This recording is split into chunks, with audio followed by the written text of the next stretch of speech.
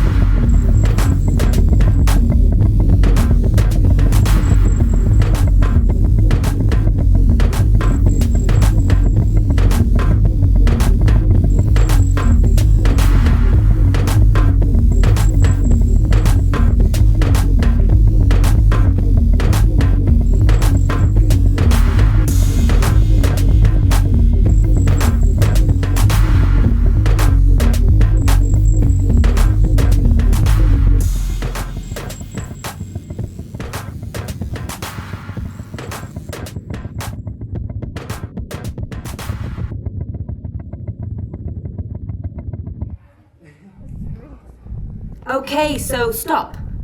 Stop there.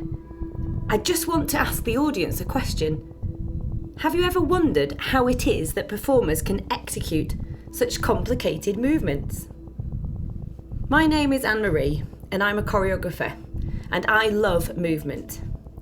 And we've been working with some incredible scientists at UCL and MMU universities to find out more about how our bodies move. Very simply, let's have a look at Tom. Hi, Tom. Tom has just picked up his water and taken a well-deserved sip. This action involves something called motor function. Almost all of behaviour involves motor function, from talking to gesturing to walking and even breathing. But even a simple movement like reaching out to pick up a drink can be a complex motor task to study. I think we're going to need some pseudo-dance scientists here. Brilliant. Tom's brain is busy figuring out which muscles to contract and in which order to steer his hand to the bottle. It also has to estimate the force needed to pick up the drink. Oh, okay, so obviously that was a bit too much force. Let's try again. Much better. All this working things out involves a few areas of the brain concerned with motor functions. Once this information has been calculated, these parts of the brain together then signal to something called the motor cortex. And this is where we start our journey into the brain. Tom, would you mind if we took a journey into your brain? Let's all try to remember where the journey started. Could everybody say motor cortex after 3? 1, 2, 3, motor cortex. Well done. Tom, you're looking great there.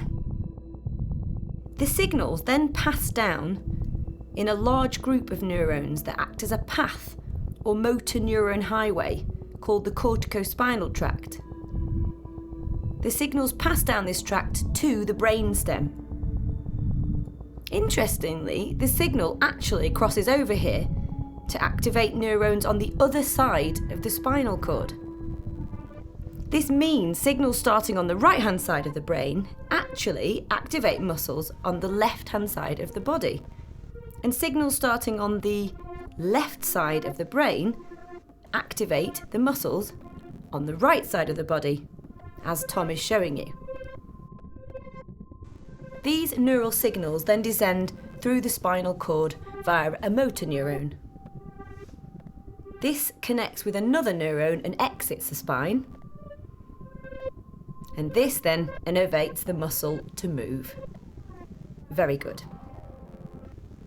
We also found out, interestingly, that the amount of space in the motor cortex dedicated to controlling muscles in different parts of the body varies depending on how complex the muscle movements are.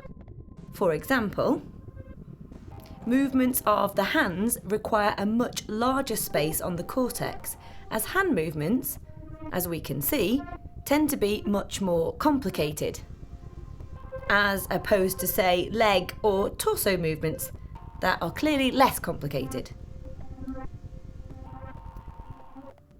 Also, motor neurons that leave the spinal cord higher up activate muscles higher in the body. Motor neurons that leave the spinal cord lower activate muscle groups lower in the body. So let's remind ourselves of what we learnt. To start a movement, The neural signal is initially sent from where? Can you remember? The motor cortex. It travels down the corticospinal tract and crosses over at the brainstem. Then the neural signals descend through the spinal cord.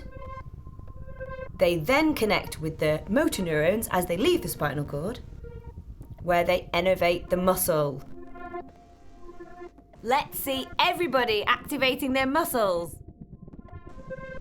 To work out how this process works and learn how the nerve impulse is able to travel, we have to look deeper into the motor neuron at a much, much smaller level. Have a look at the floor. Let's have a tour inside a motor neuron. At the top, we have the axon terminal.